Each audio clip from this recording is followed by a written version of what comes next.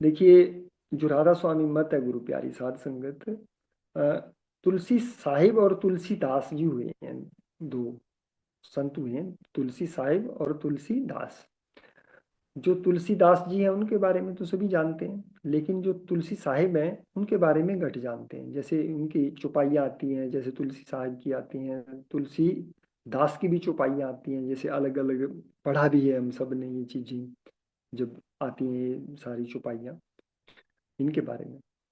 तो तुलसी साहिब हाथरस में एक संत हुए हैं, पीछे ही चलते हैं उनकी उस पे। वो जो महाराष्ट्र में जन्मे, किसी अच्छे घराने में पैदा हुए तुलसी साहिब महाराज।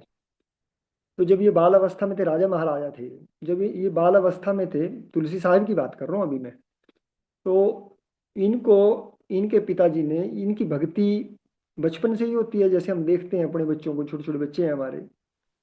अब मैं नाम लूंगा तो फिर थोड़ा सा दिक्कत होगी। जो भक्ति में काफी रुचि रखते हैं, जैसे हमारी काव्या है बेटी छोटी सी ना, अब देखो ना वो कितना ध्यान रखती है सारी चीजों का, कितना इंटरेस्ट है छोटे से बच्चे का। अभी छोटे से ही देख रहा हूँ मैं उसको। तो ऐसे ही उनका भी बाल्यावस्था से ही, जब उनकी अवस्था ऐसी थी, भक्ति काफी थी, तो उनके जैसे वजीरों ने कहा, महाराज देखो ये बच्चा ठीक ठाक अर्घ नहीं करता है, तो बैठा रहता है, पता नहीं कहाँ जुड़ के बैठ जाता है, और इसको बोझ डालो, इसके ऊपर राजपाट दो उसको। छोटी उम्र थी महाराज जी की, तुलसी साहिब। तो उन्होंने घोषणा कर दी भी मैं कल राजपाट इन्हीं को सौंप दूंगा। पूना सितारा के वो राजा महाराजा थे, पूना सितारा जो महाराष्ट्र में। तो अब जब उनको पता लगा, क्योंकि उनकी तो लाइन ही नहीं थी राजा महाराजा वाली, वो उनको तो भक्ति करनी थी, परमात्मा चाहिए था, तो वो वहां से रात को निकल के वहां से चले गए। रात को ही राजपाट छोड़ दिया और रात में निकल गए वहां से। तो वो घूमते घमाते हाथरस आ गए थे। तो हाथरस रहते थे वो, संत हुए हाथरस के। और एक राजघराना आगरा से महाराज जी के पास आता था, उनका शिष्य था, दीक्षित होंगे उनसे वो। तो अच्छा बड़ा घराना था वो भी, जो आगरा से आता था। तो एक बार महाराज जी को, जैसे संत तो चलते रहते थे पहले, लंबी लंबी यात्राएं करते थे, तो महाराज जी को आगरा ही जाना था, शायद आगरा से निकल के कहीं जाना था।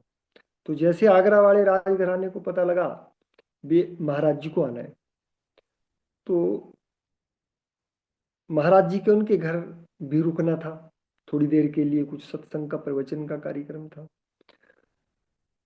तो जो बुजुर्ग है उनके घर में, उन्होंने, क्योंकि बड़ा परिवार था उस टाइम, राजे महाराजों के जो कालीन होते थे बड़े महंगे महंगे, तो उन्होंने कालीन बिछा दिए अपने घर में, अपने दरवाजे से लेके महाराज जी के लिए भी, महाराज जी आ जाएंगे। उन दिनों कच्ची सड़कें होती थी, मैं भी आपको ये पढ़ी और सुनी बात कह रहा हूँ, मैंने देखा नहीं हूँ।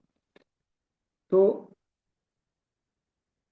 उन दिनों बरसात थी, महाराज जी के पाँव, गारा जो होता था उस टाइम कच्चे थे, आज का तो स्थिति नहीं थी, आज से हम ये 200 साल पहले की बात कर रहे हैं।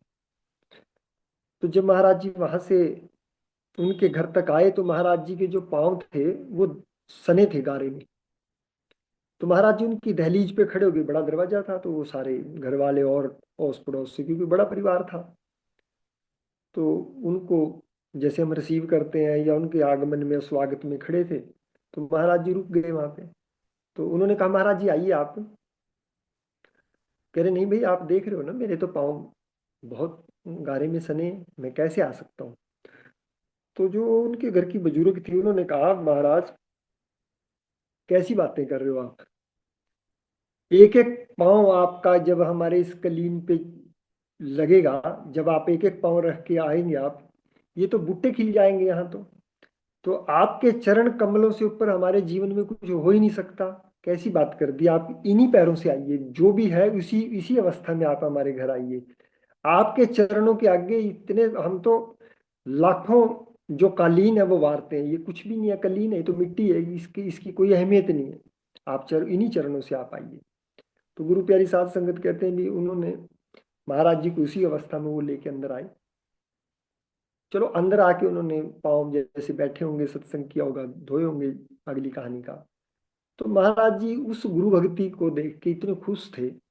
सत्संग हुआ, प्रवचन हुआ, महाराज जी ने उनको बोला भी देखिए देवी, मैं वैसे तो संतों का जो संसारिक चीजें होती हैं उनका देने का या इस तरीके का कोई आयोजन होता नहीं है। संत तो परमार्थ देने के लिए, संत तो जन्म जन्म की जो ये बंधन है इनको काटने के लिए, संत को फंसाने के लिए तो नहीं आते इस धरा के ऊपर।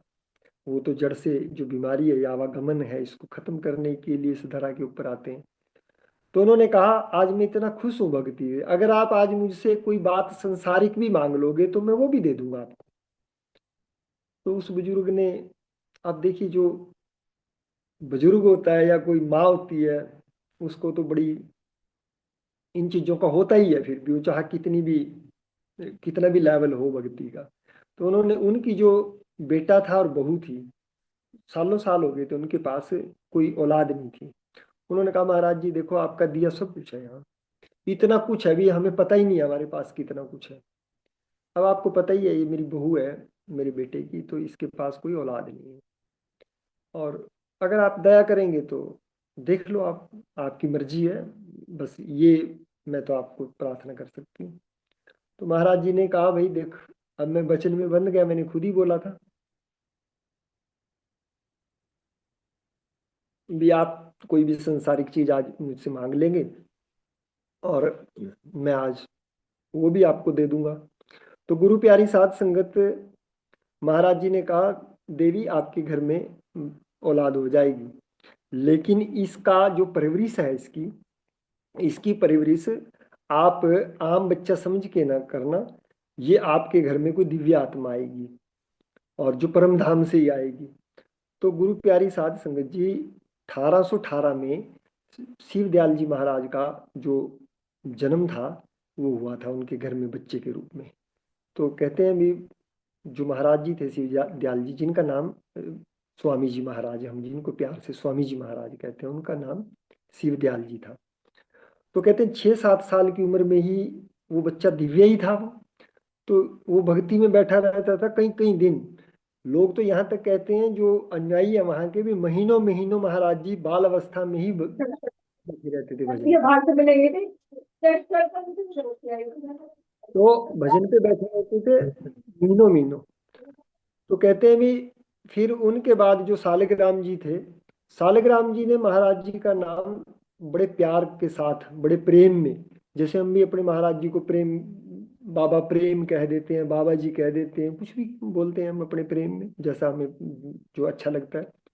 तो शिव दयाल जी महाराज ने उनका नाम स्वामी जी महाराज रखा था, भी स्वामी जी महाराज कह के वो बुलाते थे। तो स्वामी जी महाराज, और वहीं से उन्होंने ये राधा स्वामी का जो शुरुआत थी, राधा स्वामी की शुरुआत की थी। राधा और स्वामी का भी समझ लेने की बात है गुरु प्यारी साध संगत। जैसे राधा है और स्वामी है, इसकी उत्पत्ति कैसे हुई थी? अब वो प्यार से, जैसे राधा है, राधा जो हमारे बीच जो बोल रहा है, ये जो हमारी आत्मा है, इसको उन्होंने राधा कहा था, और स्वामी कौन है? वो परमपिता परमात्मा।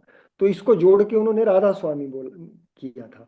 तो ये राधा स्वामी मत का वहां से इसकी शुरुआत हुई थी अपने स्वामी जी महाराज के।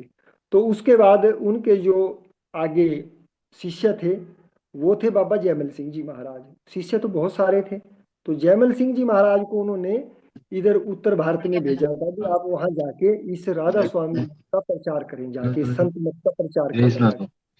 अब हम अब हम आगे हैं महाराज जी तक, जयमल सिंह जी महाराज जिनका नाम से डेरा ब्यास बना है, बाबा जयमल सिंह जी महाराज। अब यहाँ तक आ गए और महाराज जी आ गए हैं। अब आप सब दर्शन कर ही रहे हैं, तो टाइम हमारे पास थोड़ा सा की है ही नहीं टाइम। तो मैं आप जी से प्रार्थना करूंगा जी, थोड़ा सा आशीर्वचन थोड़ा सा दें। हम बड़ी अच्छी डिस्कशन चल रही है जी, आज हम महाराज जी क्या आज करने वाले थे जी ये, लेकिन ये शुरुआत ही नहीं हो पाई। राधा स्वामी मत को ही थोड़ा सा जानने की कोशिश कर रहे थे शुरुआती दौर में जी। कुछ बच्चे जिज्ञासा करते थे जी भी राधा स्वामी मत कहाँ से चला स्वामी जी महाराज को, तो मुझसे भी कई सवाल पूछते थे। तो मैंने ये थोड़ा सा टॉपिक पीछे से ले लिया था जी आज। तो हम बाबा प्रेम का तो फिर कभी, इसके लिए तो टाइम चाहिए जी, कम से कम आधे घंटे का। तो आप जी अपने आशीर्वचन आ ही गए हैं आप, और संगत आपका इंतजार भी कर रही है बैठ के। तो मैं आप जी से प्रार्थना करूंगा कि आप जी थोड़ा सा चाहे 5 मिनट ही सही, हम लेट बैठ जाएंगे आज, कोई दिक्कत ही नहीं है। राधा। राधा स्वामी। विजय भाई, मैंने थोड़ा सा आपका जो आप बता रहे थे सुना, बहुत अच्छे तरीके से आपने सब चीज़ों की व्याख्या की। एक्चुअली में मुझे किसी आवश्यक कार्य से, जैसे आपको पता ही है कि मैं बहुत समय के बाद आता हूँ, तो कुछ ना कुछ लोगों से मिलना जुलना लगा रहता है। तो मैं किसी के यहाँ एक उत्सव था, उसमें गया था, प्रोग्राम था, वहां से मैं जल्दी जल्दी आने की कोशिश की मैंने, ताकि कुछ कम से कम मैं भी कुछ इसमें भाग ले सकूं।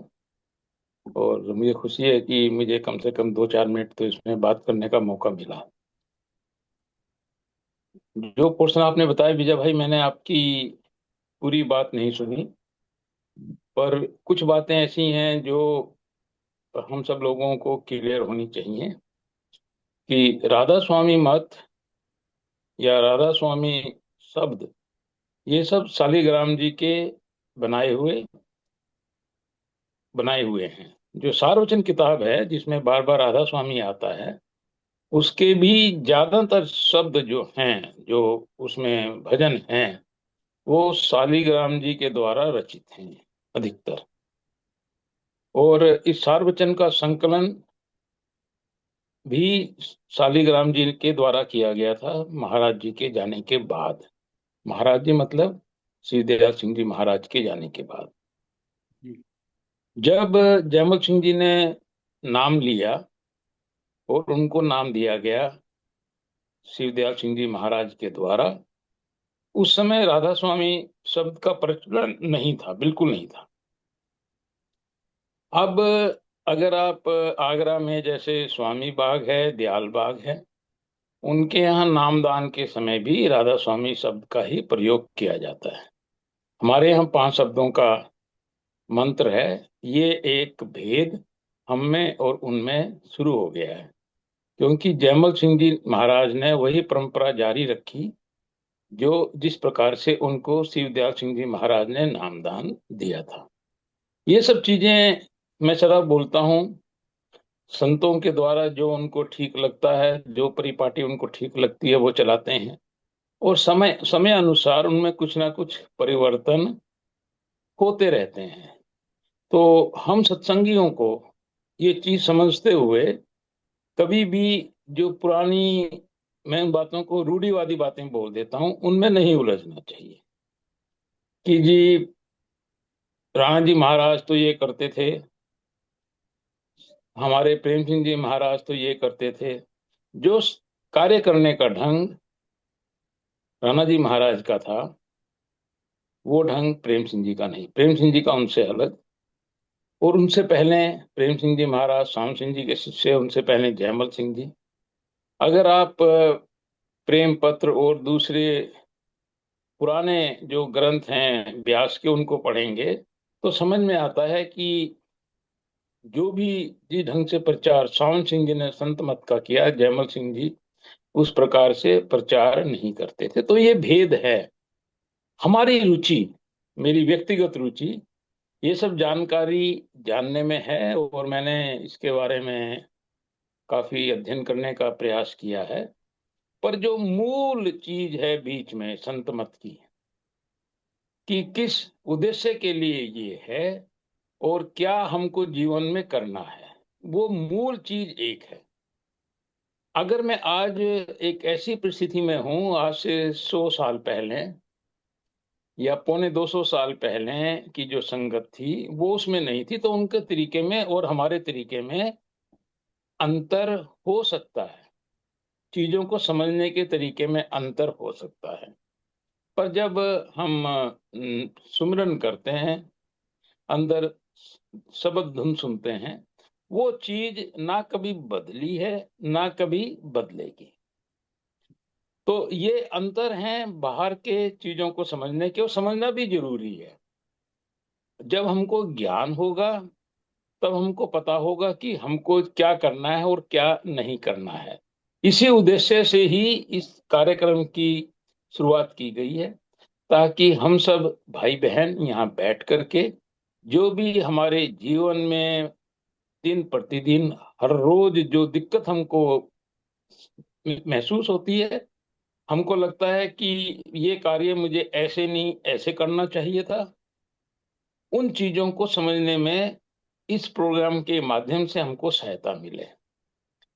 हम सबसे गलतियां होती हैं, मेरे से गलती होती है, क्रोध आता है, किसी व्यक्ति की बुराई मुंह से निकलती है, पर जब हम इन प्रोग्राम में भाग लेते हैं और इनमें कही गई बातें ध्यान आती हैं, तो फिर समझ में आता है कि अब जो गलती की है, हम इसको आगे दोहराने की कोशिश नहीं करेंगे। हम अपने आप को स्वच्छ, निर्मल और परमपिता परमात्मा के चरणों में बैठने के लायक बनाएंगे।